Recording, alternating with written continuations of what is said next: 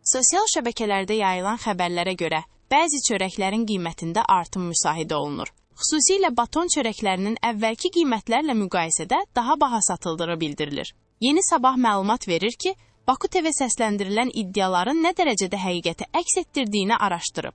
Baton çörəklərinin qiyməti 10 qəpiyə artıb. Əvvəllər 1 manat olan çörək indi 1 manat 10 qəpiyə satılır. Ancaq zavod çörəklərinin qiymətində artım müşahidə olunmayıb. Alıcılardan biri belə deyib. Satıcılardan biri isə bildirib, qiymət artımı yoxdur. Nə zavod, nə də baton çörəyində.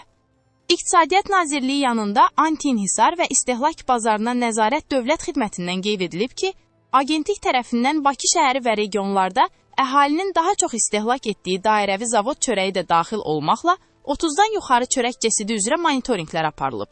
Aparılan monitorinqlər nəticəsində dairəvi zavod çörəyinin çəkisi və qiymətində, eləcə də digər çörək cəsidlərinin qiymətində hər hansı artım müşahidə olunmayıb. Qiymət artımının rəqabət qanunvericiliyinin pozulmasından irəli gəldiyini sübut edən sənəd və məlumatlar Azərbaycan Respublikasına Rəqabət Məcəlləsinin tələblərinə uyğun olaraq agentliyə təqdim edildiyi təqdirdə həmin məsələyə mahiyyəti üzrə baxıla bilər.